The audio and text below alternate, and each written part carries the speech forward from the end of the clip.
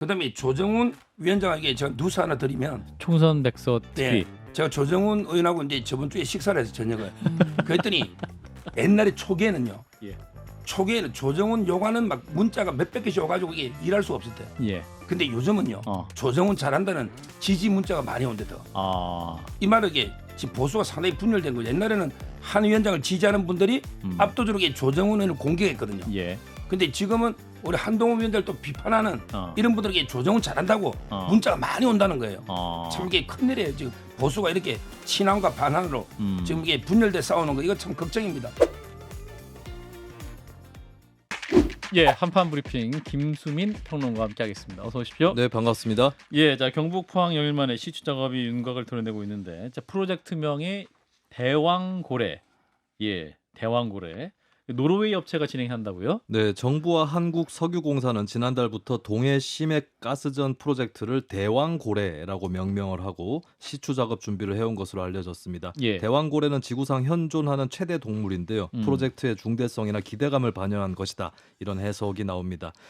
정부와 석유공사는 이르며 오는 11월부터 시추 탐사에 나설 예정이고요. 예. 시추 작업을 계약한 업체는 노르웨이의 유명 유전 개발사 시드릴로 확인이 됐습니다. 시드릴은 이번 계약의 규모를 약 3,200만 달러, 한화로 440억 원으로 추산을 하고 있고요. 예. 또 시추선으로는 삼성중공업이 건조한 웨스트 카펠라가 투입될 예정입니다. 예, 이제 탐사 시추 계획이 본격화되고 대통령까지 이제 발표를 했기 때문에 관련주가 폭등하고 있는 것 같아요. 네, 유가 증권 시장에서 한국가스공사 등이 20% 넘게 오르는 등 여러 기업의 석유가스 테마주가 20 내지 25% 오르는 그런 모습입니다. 예. 강관 생산업체 주가도 동반 급등하고 있는데요. 아스팔트 등의 석유 공업 제품 생산업체도 상한가 명단에 포함이 되고 있습니다. 이 같은 상황에서 증권가의 분석가들은 주의할 것들을 몇 가지 당부를 하고 있습니다. 사업성 검증이 아직 남아있고 확신을 갖기에는 이르다는 것, 그리고 설비 투자 가능성이 높은 실질적 수혜주 위주로 접근하라. 이런 주문들 또 권유들을 하고 있습니다. 예. 자, 이 가운데 이제 더불어민주당 영일만 시추가 국면 전환용이 아닌지 의구심을 이제 보내고 있는 그런 상황이기도 합니다. 네, 어제 민주당 이해식 수석 대변인은 매장량이나 사업성을 확인하기도 전에 대통령이 매장 추정치를 발표하는 것이 섣부른 판단으로 보인다면서 하락세의 지지율을 전환하기 위한 국면 전환용 발표는 아닌지 매우 의심스럽다는 반응을 보였습니다. 그러면서 국민께서 납득할 수 있는 성과를 도출해야 한다라고 강조를 했는데요. 예. 다만 시추 작업에 대해서는 원칙적으로는 협력 의사를 내비쳤습니다. 정부가 전망대로 충분한 매장량을 확인한다면 고통에 신음하는 민생과 경제에 크게 이바지할 것으로 보인다면서 국회 차원에서 지원을 아끼지 않을 것이라고 덧붙였는데요. 그리고 한편 야권에서 의혹 제기가 이어지자 석유 가스가 매장돼 있을 가능성을 제기한 미국의 분석업체 액트지오의 고문 비토르 아브레우 박사가 이르면 내일 한국에 들어올 예정입니다. 예. 정부는 검증 결과의 신뢰도를 끌어올리는 차원으로 아브레우 박사의 방안을 추진한 것으로 알려지고 있습니다. 예. 자, 일단 한국가스공사 장중에 20% 높게 오르긴 했었는데 오늘 최종 종가는 1.81% 상승으로 조정됐다는 또 뉴스가 있네요. 예, 이제 너무 또 섣불리 투자하지 마시고 투자 유의하셔야겠습니다. 자, 일단 영일만 이 시추 작업 이제 돌입하고 있습니다. 어떻게 봐야 될까요? 성급 파기하는 것이냐, 아니면 숙고의 결과일 것이냐. 지금 이제 우리 국민이 얼마나 요즘 이게 똑똑합니까? 수준이 높죠. 그렇죠. 이걸 이렇게 국면 전환용으로 얄팍할 수 없는 걸 만들어낼 수는 없어요. 예. 지금 그리고 이게 세계에서 다 주목하고 있잖아요. 그다음에 미국 업체가 다 하는 거고요. 따라서 저는 국면 전환용이라고 보긴 어렵고 다만 이제 대통령이 직접 설명할지 뭐 장관이 할지 차관이 할지 그건 이제 판단의 문제인데 예. 워낙 이게 또 큰 예산이 들어가고 엄청난 이게 또 국가적 이슈니까 국민 브리핑 한 거 아닙니까? 뭐 그냥 있는 그대로 받아들여주면 될 거 없고 지금 저는 뭐 상당히 확률이 높아요. 제가 그 로또 복권 있잖아요. 그 기금 운영 위원을 했거든요. 복권이 오래 예. 했어요. 근데 솔직히 복권 확률에 하고 들어오는 돈하고 하면요. 복권 사면 안 돼요. 복권 확률이 왜 복권은 좋은 일 하는 거기 때문에 상금 나가는 게 20, 30%밖에 안 돼요. 그건 이게 대부분 꽝입니다. 복권 사면. 근데 이거는 확률이 복권하고 틀려요. 이거 로또 복권이 아닙니다. 예. 20% 확률이에요. 그게 엄청나기 때문에 15에서 요즘 20. 이게 또 예. 탐사 기술이 워낙 발전했잖아요. 이거는 이제 범국가적으로 야당도 협조해서 한번 제대로 시추해 볼 필요가 있습니다. 실패하더라도 그 기술은 남아요. 우리나라 기술이거든요. 기술은 남기 때문에 실패해도 또 실패는 성공의 어머니입니다.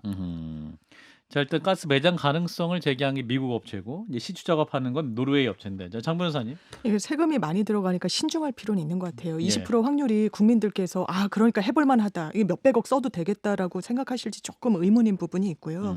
그리고 대통령께서 국면 전환의 의도가 없었다고 보기는 사실 어렵죠. 이 대통령이 직접 나서서 챙기는 이런 부분은 그 전망치를 국민들께 희망을 드리는 것도 있지만 정치적인 어쨌든 성과를 의도한 부분도 있고 반대로 또 잘 안 되면 그 정치적 부담도 고스란히 부담을 하는 겁니다. 또 예. 하나는 포스트 석유 시대를 사우디 등의 그런 원래 이런 중동 국가들도 준비하겠다라고 하는데 그리고 우리나라가 어떤 보관이 있는지 신재생에너지와 관련해서 요건을 맞추지 못하면 수출 국가로서는 진짜 어려운 길을 갈 수밖에 없습니다. 거기에 대한 지원책 같은 걸 이야기하는 이야기를 그 전망을 잘 못 들어봤거든요. 그런 부분에 대한 보관 마련도 좀 부탁드리고 싶습니다. 예.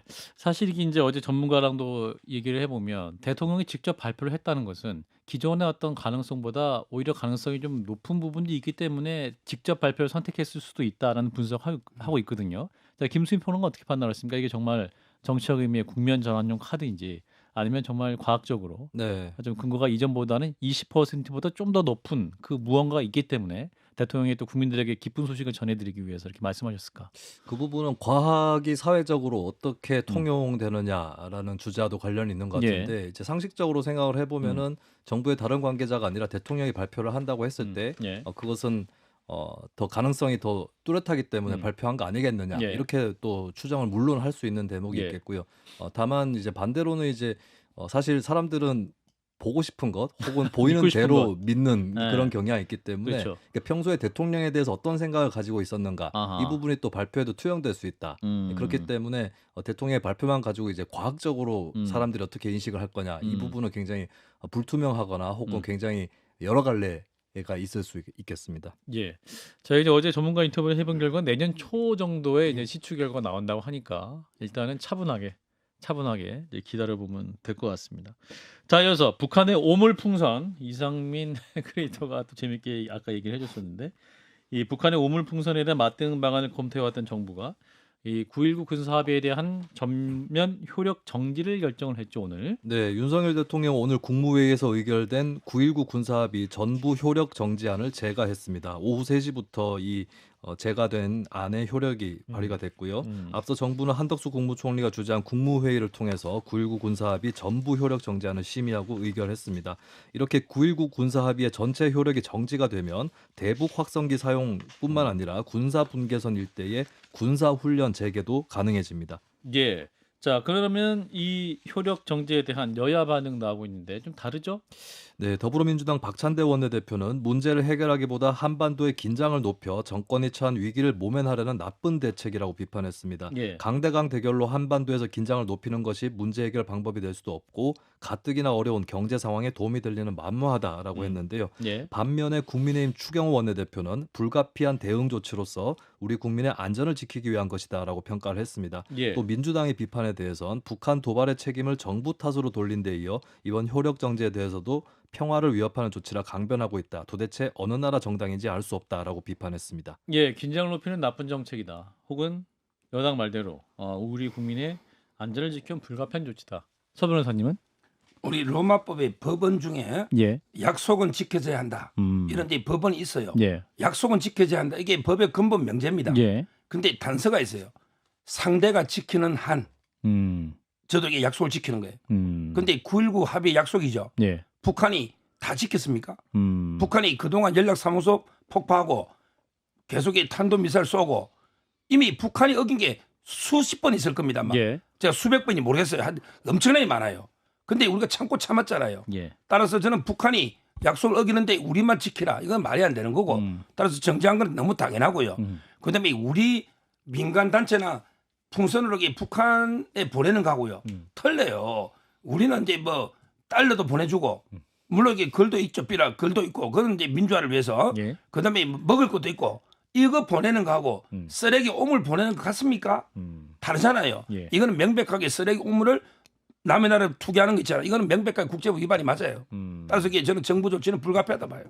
장 변호사님. 대한민국이 체제나 여러 면에서 북한보다 우위에 있죠. 그런데 우리 정부의 대응은 북한 정상국가가 아닙니다. 눈에는 눈, 이에는 이예요. 강공으로 나오면 강공책으로 한다. 그럼 대북 선전하겠다고 하죠. 그리고 대북 방송 확성기 틀겠다고 하는데 그럼 북한 가만히 있을까요? 그러면 어떻게 됩니까? 인접 접경 지역 김포, 파주 시민들 일상이 위협받습니다. 거기에 대한 어떤 보관 있나요?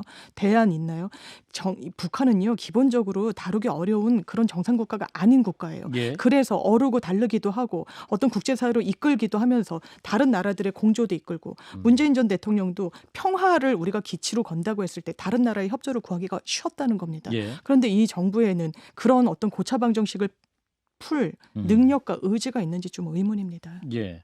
김수민 평론가 어떻게 보십니까? 이 굴갑이 파기하는 거에 있어서 남북 관계가 이제 뭐랄까요? 관리, 매니지먼트가 필요한 상황이긴 한데 이렇게 어떤 합의의 틀마저 없애버린다면 더더욱이나 남북 간의 접촉점이 없는 상태에서 대안이 있는 것이냐? 네, 뭐 정부 입장에서는 딜레마가 있을 수 있겠습니다. 왜냐하면 도발에 대해서 맞대응을 하지 않을 수는 없고, 그러면 이제 어느 정도의 수위에 대응을 할 필요가 있는데, 뭐 어떻게 보면 이제 강하게 대응을 해서 아예 상대방을 좀 눌러놓는 이런 결과를 의도를 할 수도 있겠는데, 예. 다른 한편으로 위험 부담은 만약에 그렇게 강하게 나갔는데도 상대방이 계속해서 똑같이 강하게 그러니까, 나간다라고 예. 했을 때 그 다음 카드는 무엇인가, 이런 부분들이 필요해 보이고, 사실 정부의 외교 정책에 대해서 평가를 하는 게 상당히 쉽지 않은 게 이제 정부가 다음에 준비하고 있는 카드가 무엇인가, 이 부분을 이제 좀 예단하기 어렵기 때문에 그게 없어서 불안하기도 하지만 있을 수도 있는데 이제 뭐 미리부터 비난하기도 어렵고 이런 측면이 있겠습니다. 그러니까 정부가 지금 이미 준비해두고 있어야 될 것은 다양한 경우의 수, 별로 그 각각의 대응 수랄까요? 이런 것들이 다 준비되어 있어야 된다. 예, 그 점을 말씀드리고 싶습니다. 예, 뭐 정부가 지금 무슨 정보를 바탕으로 이런 판단을 하는 것이냐 이 부분도 좀 우리는 알 수 없는 부분이기 때문에 여러 가지 좀 판단에 있어 어려운 부분이 있다는 말씀인 것 같아요. 자, 다음 이슈. 지금 국민의힘이 문재인 전 대통령의 배우자 김정숙 여사 인도 방문에 대해 공세 고삐를 죄고 있는데 더불어민주당에서는 쌍방울 대북 송금 관련 검찰 조작 특검법을 발의해야 한다고 하는데 이게 그러면 그 사건을 수사했던 검사들 특검하겠다? 네, 그렇습니다. 일단 민주당 정치검찰 사건 조작 특별 대책단이 출범을 했는데요. 네. 이 대책단의 의원들이 김성태 대북 송금 관련 이화영, 김성태에 대한 검찰의 허위 진술 강요 등 진상 규명을 위한 특별검사 임명 등에 관한 법률안, 예. 깁니다. 예. 좀 발의를 했습니다. 예. 네, 반윤 검사로 불렸었던 민주당 이성윤 의원을 포함해서 14명의 의원이 발의에 참여를 했고요. 예. 특검법이 겨냥한 의혹 내용은 김성태 전 쌍방울 그룹 회장의 대북 송금에 대한 검찰의 부실 수사 의혹, 이화영 전 경기도 평화부지사에 대한 검찰의 허위 진술 강요 의혹, 김 전 회장과 검찰의 구형 거래 의혹 등입니다. 예. 이에 검찰은 강하게 반박했는데요. 이원석 검찰총장은 이 특검을 사법 방해라고 규정했고 대검찰청도 입장문을 내고 판결 선고를 앞둔 사건을 특검으로 다시 수사하자고 하는 것은 형사사법제도의 근간을 흔드는 입법권 남용이라고 비판했습니다. 예. 지금 이제 특검법이 겨냥한 의혹 자체가 실제로 그 검찰의 부실 수사 의혹, 허위 진술 강요 의혹, 구형 거래 의혹이니까 어떤 수사 내용에 대한 걸 특검하겠다는 건데, 자, 서 변호사님. 지금 이제 옛날로 치면 뭐 도둑놈이 포졸에 이거 몽둥이 있잖아. 예. 뺏어가 포졸을 때리 패는 거죠. 이런 걸 이게 적반하장이라 그럽니다. 적반하장이다. 황당하죠. 저는 좀 있으면 이게 판결이 나올까 유죄. 예. 만약에 유무죄 나올 거 아니에요. 이왕 무지사에 대해서. 그러면 이제 그 판사가 이렇게 검사가 진술 회유하거나 했으면 이게 무죄가 나오겠죠. 근데 만약에 무죄 나오면 뭐 되지만 유죄가 나왔을 때 그러면 이게 판사까지 특검할 겁니까? 이미 판사가 유죄해버린 걸 검사는 수사기한에 불과한데 이걸 이렇게 특검해봤자 뭐합니까? 말이 안 되고 제가 이게 유죄 나올 확률이 높다는 이유는 김호중을 예를 들어볼게요. 호중. 그 가수 김호중. 예를 들어 음주운전 했다고 했다가 예. 또 안 했어. 또 이게 했어. 안 했어. 이렇게 말이 계속 바뀌어요. 진술의 일관성이 없다. 이럴 때 판사는요. 예. 했다는 걸 믿을까요? 안 했다는 걸 믿을까요? 음주운전 했다는 거는 자백이죠. 예. 그다음에 안 했다는 건 부인이죠. 우리 로마법의 원칙 중에 자백은 부인보다 증명력이 높다. 신빙성이 높다는 거예요. 예. 왜? 사람이 부인하는 건 인지상정이야. 저는 이해는 돼요. 이화영 부지사도. 진실은 이재명 대표한테 보고했다. 했다가 그다음에 또 안 했다. 했다 안 했다 이렇게 바뀌고 있잖아요. 근데 그 한 거는 게 팩트고요. 구체성이 있으니. 예. 근데 안 했다는 거는 부인하는 게 이해는 돼요. 왜? 부인도 뭐 난리 칠 수 있고 민주당에서도 이게 막으니까. 따라서 판사는 어느 걸 믿을까요? 이재명 대표에게 보고했다는 걸 믿을까?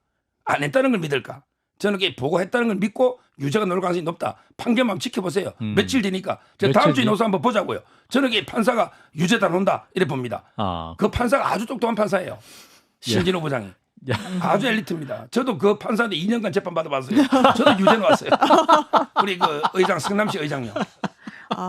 예. 그런데 그 재판에서 뭐 이재명 대표한테 보고를 했냐 안 했냐는 사실 그 재판의 주요 쟁점은 아니에요. 그러니까 이화영 부지사가 기본적으로 큰 골격은 쌍방울의 법인카드를 유용했다, 사적으로 썼다라는 게 한 축이고 대북 송금을 해서 돈은 흘러갔는데 이게 외국환거래법 위반, 그러니까 그 절차와 과정에 위법성이 있었다 이 부분이라서 그렇게까지 설시를 할지는 좀 의문이고 다만 민주당에서 발의했다는 이 쌍방울 특검과 관련해서는 6월 7일 다음 주 금요일입니다. 그 부분과 관련한 이번 주 금요일인가요? 이번 주 금요일. 이번 주 금요일에 나오는 이화영 전 부지사의 1심 판결을 보고 유죄가 나오고 그러면 이 특검도 사실은 힘을 받기 어려울 거고요.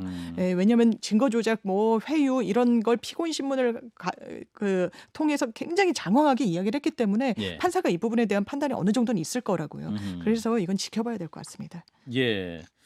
자, 이어서 국민의힘 얘기로 넘어가 보도록 하겠습니다. 자, 국민의힘 당원당규 개정 특별위원회 오늘 위원들에게 임명장을 수여를 했는데 전당대 룰 변경 이 부분도 화제입니다. 변경하는 방향으로 가고 있는 것 같아요. 네, 국민의힘 당원당규 개정 특별위원회는 황우여 비상대책위원장이 참석한 가운데 오늘 1차 회의를 진행했습니다. 특위위원장은 여상규 전 의원이 맡았고요. 최형두, 박형수, 이다리 의원, 오신환 전 의원, 김범수 경기 용인정 당협위원장, 정회옥 명지대 정치외교학 교수가 합류를 했습니다. 가장 관심을 모으고 있는 것은 당대표 선출 규정입니다. 현재 전당대회 룰은 당원 투표 100%로 이루어지고 있는데 당 일각에서는 국민 여론조사를 반영하자 이런 의견이 나오고 있고 8대2, 7대3, 5대5 등의 비율을 두고 다양한 주장이 나오고 있습니다. 한편 현재 단일 지도 체제를 집단 지도 체제로 바꾸는 문제에 대해서는 전당대회 일정이 촉박하기 때문에 위원회가 논의를 하지 않기로 했습니다. 그리고 국민의힘의 또 하나의 특위, 총선 백서 특위, 조정우 위원장이 이제 한동훈 전 비대위원장에게 면담을 요청을 했는데 연락이 없다. 이런 보도가 있군요. 네, 국민의힘 총선 백서특위 위원장을 맡고 있는 조정훈 의원은 MBC 라디오 김종배 시선집중에 출연해 백서는 내용적으로 거의 마무리 단계라면서 한동훈 전 위원장에게 만나자고 했는데 아직 연락이 없다라고 밝혔습니다. 조 위원장은 면담에 대해 한 전 위원장에게도 예의를 지키는 것이라고 설명을 했고요. 그러면서도 한 전 위원장이 굳이 만날 필요가 없다. 장동혁 전 사무총장이 내 얘기를 다 할 수 있다라고 회신을 줄 경우에는 그렇게 정리를 할 수도 있다라고 여지를 열어놨습니다. 아울러 조 위원장은 대통령실 역시도 면담을 진행하고 있다라고 밝혔습니다. 자, 일단 당원당규 개정 특별위원회 국민의힘이 지금 진행을 하고 있고 일단은 한 7대3 정도로 가지 않겠느냐라는 보도가 많이 나오고 있는데 어떻게 됩니까? 지금 이제 그 당규를 안 바꿀 것 같으면 구성할 필요가 없잖아요. 이미 구성한다는 말은 뭘 건드려야지. 위원회 이렇게 구성해놓고 그대로 다 가면 아무 의미가 없잖아요. 아마 이제 좀 반영하는 걸로 돼 있고요. 이럴 때는 꼭 중간이 놓더라고요. 8대2, 5대5, 중간이 7대3이잖아요. 제가 보기에 7대3 정도로 변경을 이미 지도부에서 해놨고 구성한 게 아닌가 이렇게 저는 보이고요. 그다음에 조정훈 위원장에게 제가 뉴스 하나 드리면 총선 백서 특위. 제가 조정훈 의원하고 이제 저번 주에 식사를 해서 저녁을 그랬더니 옛날에 초기에는요. 초기에는 조정훈 요구하는 막 문자가 몇백 개씩 와가지고 이게 일할 수가 없었대요. 근데 요즘은요. 조정훈 잘한다는 지지 문자가 많이 온대더. 이 말은 이게 지금 보수가 상당히 분열된 거죠. 옛날에는 한 위원장을 지지하는 분들이 압도적으로 조정훈 의원을 공격했거든요. 근데 지금은 우리 한동훈 위원장을 또 비판하는 이런 분들에게 조정훈 잘한다고 문자가 많이 온다는 거예요. 참 이게 큰일이에요. 지금 보수가 이렇게 친한과 반한으로 지금 이게 분열돼 싸우는 거 이거 참 걱정입니다. 통합해야 되는데. 문자가 그렇대요. 내용은 거의 이제 완성됐다는 거죠. 그렇죠. 백서. 내용은 이제 뭐 그냥 장동혁 의원 하고 면담했으니까 그걸로 이게 뭐 대리로 쓸 수 있는 거죠. 장 변호사님? 저는 한동훈 위원장이 라디오 공식 인터뷰까지 나와서 한동훈 위원장은 만나자고 했는데 연락이 없다라고 이야기하는 데는 정치적인 뒷배가 있다라고 개인적으로는 추정이 돼요. 그거는 윤석열 대통령과 뭐 이철규 의원 뭐 등등이겠죠. 이른바 윤심이 나에게 있다. 그리고 나는 그렇기 때문에 한동훈 전 위원장과 각을 세울 수도 있다. 굳이 그 부분과 관련해서 뭐 연락도 주지 않는다라고 이렇게 공개 사실상 저격 비슷하게 할 이유는 그런 게 아닌가 싶어서 이게 또 하나의 국민의힘의 좀 애로점인 거죠. 윤심, 한심 이건 분열이 아마 극복되지는 못할 겁니다. 그냥 그대로 갈 거예요. 그렇지만 완전히 또 갈라선 채로 가기도 어려울 겁니다. 대통령의 임기가 워낙 많이 남았으니까요. 예. 그래서 국민의힘이 참 정치적으로 앞으로 어려움, 지금 단일 대우 이런 거는 꿈도 꾸지 못하는 현실인 거 아니겠습니까? 똘똘 뭉치자는 말이 워크숍에서 왜 나왔겠어요? 아주 역설적이게도 똘똘 못 뭉치고 있는 거죠. 그래서 이런 부분과 관련한 하나의 단면을 전 조정훈 의원이 보여준다라는 생각이 들고 전당대회 룰은 자연스러운 게 7대3이죠. 왜냐하면 이준석 대표 할 때 7대3이었고 이걸 어거지로 100% 당원으로 바꿨던 거니까 7대3으로 갈 거라는 의견에 저도 많이 동의가 됩니다. 예, 사실 이제 국민의힘 전당대회 룰 자체가 한동훈 전 위원장을 견제하기 위해서 일각에서는 이제 집단 지도 체제 등 국민 여론조사 비율을 높이는 방향으로 가야 된다 이런 주장도 있었는데 이러한 또 제도가 오히려 유승민 전 대표를 도와주는 게 아니냐 친윤계에서는 또 이런 우려도 있었던 것 같은데 자 집단 지도 체제에 대해서 어떻게 판단하세요? 이러한 방향들? 이거는 이제 옛날에 그 김무성, 서청원 그때 이거 한번 있었잖아요. 예. 뭐 이게 봉숭아 학당입니까? 봉숭아 학당이다. 복숭아 봉숭아 학당은 재밌기라도 하지.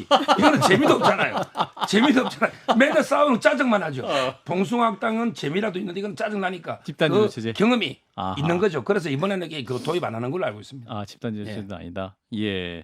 자 그러면 이러한 어떤 제도상 논의에 있어서 친윤계에서도 유승민 대표에 대한 생각은 없는 것이다. 지금 이제 유승민 의원은 예. 100% 여론조사하면 예. 좀 이게 가능성이 있어요. 예. 근데 30% 50% 해도 당심에서 워낙 떨어지잖아요. 크게 변수는 안 될 걸로 봅니다.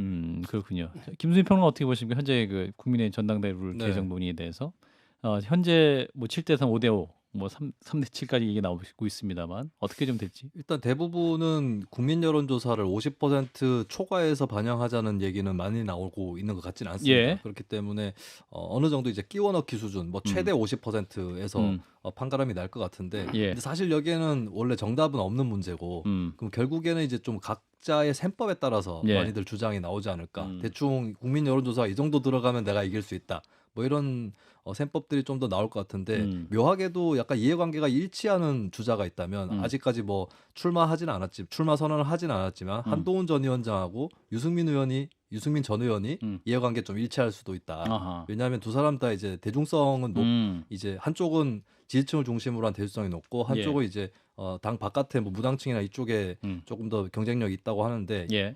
두 사람 입장에서는 사실 여론조사 많이 반영될수록 좀 유리한 측면이 있다 이렇게도 볼 수 있을 것 같습니다. 예. 자 다른 주자들 소식이 좀 없네요. 그러니까 현재 그러면 그 한동훈 위원장은 나오는 건 확실한 겁니까? 그럴 것 같아요. 근데 한 위원장은요. 예. 꼭 이게 많이 반영되는 게 중요한 게 아니에요. 오히려 이제 자유우파 보수에서 압도적인 거예요. 얼마나 유승민 의원은 이제 많이 반영할수록 좋고 한 위원장은 이제 뭐 7대3이도 큰 차이는 없을 거고요. 예. 지금까지 제보고 나오겠다고 도와달라는 사람은 한 명밖에 없어요. 윤상현 의원. 그분은 계속 도와달래. 나오겠다고. 나머지 분들은 아직 출마 선언한 분은 없는데 근데 예. 한 위원장은 나온다는 이야기가 첫근이내서 흘러나옵니다. 알겠습니다. 일단 오늘 여기까지 하겠습니다. 김수민 평론가였습니다. 두 분도 고맙습니다. 감사합니다. 감사합니다.